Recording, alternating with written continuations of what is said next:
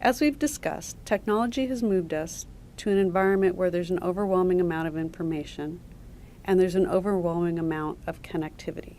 This opens the doors for data breaches from a variety of bad actors. I've used the term data breach several times. What is a data breach? Put simply, a data breach is a cybersecurity issue where information falls into the wrong hands. Even if the breach is contained and fixed, the cost to your business can be astronomical. For example, if customer purchase and personnel information is stolen, your customers may go shop somewhere else where they feel more comfortable. Recent events have proven that no one is safe from the threat of cybercrime, not large corporations, small businesses, startups, government agencies, or even presidential candidates. Small and medium-sized businesses are hit by 62% of all cyber attacks, about 4,000 attacks per day according to IBM. Cybercriminals target small businesses because they are an easy, soft target to penetrate. What can you do? Number one, you need to know your organization. You need to document your technical infrastructure and review and update your corporate policies. The time to figure out what your network looks like is not when you're trying to recover from an attack.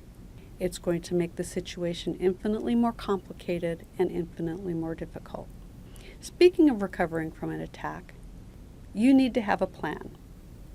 You need to ensure this plan addresses both the technical and the organizational elements of your company. For instance, what would you do if a large magnitude earthquake knocked out the power grid of the region that your corporate headquarters is located in the day you're doing payroll? How do you recover from that situation? You also need to establish relationships with regulators, law enforcement, and other necessary vendors. Because the first thing that you're going to want to do after an attack is seek help, remediate the situation, and get your operations up and running. The time to figure out who you need to work with to do all of those things is not while you're in the middle of a crisis. Knowing who to work with in advance will significantly improve your ability to respond, reconstruct, and rebuild your operations. So you have a plan. You've thought about your technical infrastructure, you've thought about your people, and you've thought about the different types of risk that could impact your operation.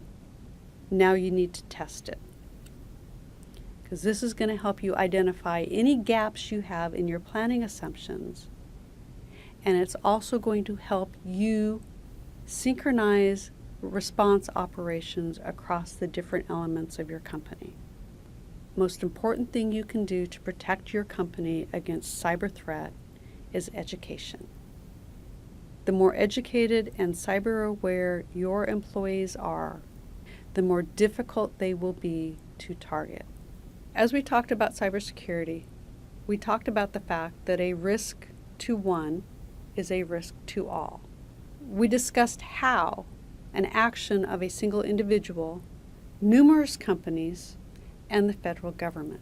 The Defense Federal Acquisition Regulation Supplement 252.204-7012 directs defense government prime contractors and subcontractors that handle covered defense information, generated, stored, or transmitted on or through their systems and computer networks to be fully compliant with 110 security requirements specified in the National Institute of Standards and Technology Special Publication 800-171.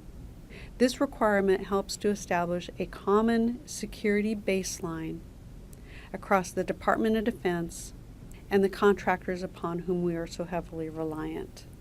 I'd like to thank you for your time and for your interest in securing your networks and your systems. The information provided in this toolkit will prove to be an extremely valuable tool to you as you move forward in this endeavor.